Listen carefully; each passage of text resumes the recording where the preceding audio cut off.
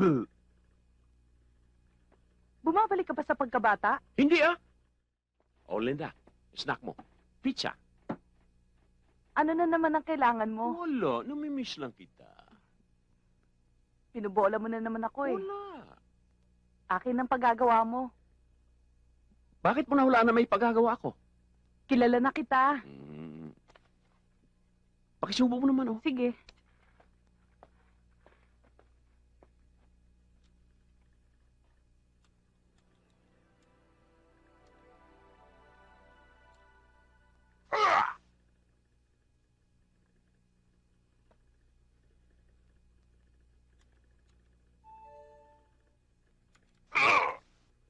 Brr.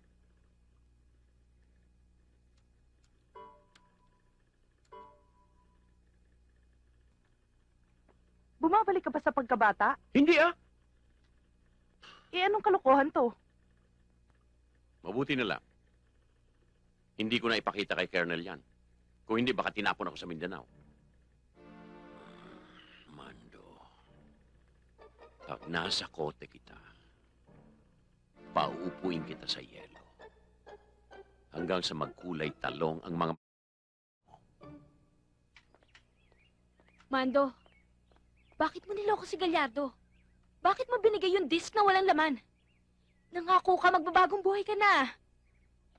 Nangako ka, hindi na tayo mandurugas. Bakit mo nagawa yun kay Gallardo? Gusto ko makahirit ng malaking pera eh. Bago ako tuloy ang magbagong buhay. At ano namang klaseng pandurugas ang iniisip mo?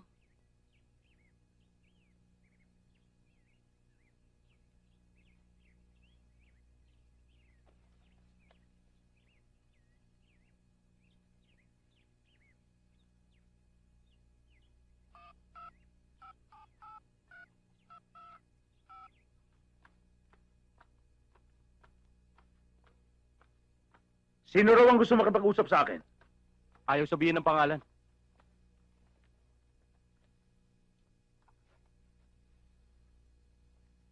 Hello? Sino to? Hindi na mahalaga kung sino ako. Gusto ko lang malaman nyo. Nasa akin ang disket. At hindi ko binigay sa mga polis. Magkano naman ang kapalit niyan? Mababa lang. 1,000,000.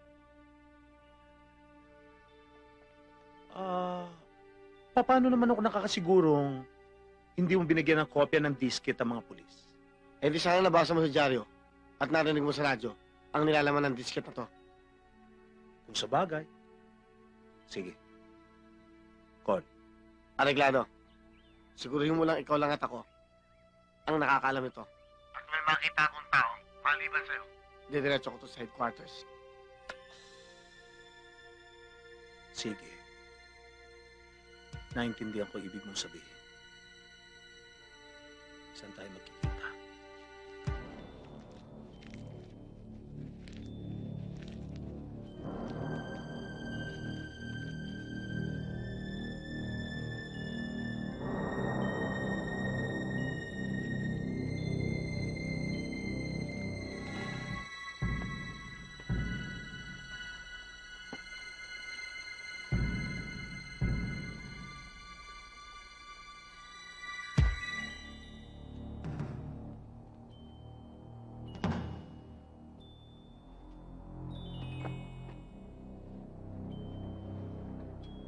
Nasaan ang disket?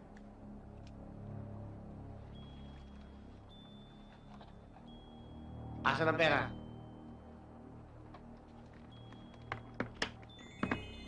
Eto!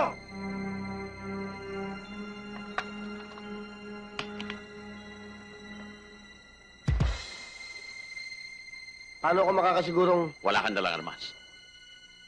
Paano rin ako nakakasigurong Wala kang dala! walang tiwala sa isa't isa? Isang tuso, isang mandurugas. para makasiguro pareho tayong walang dalang armas? Sabay tayo magubad. Kailangan pa ba yun? Sige! Payag ako!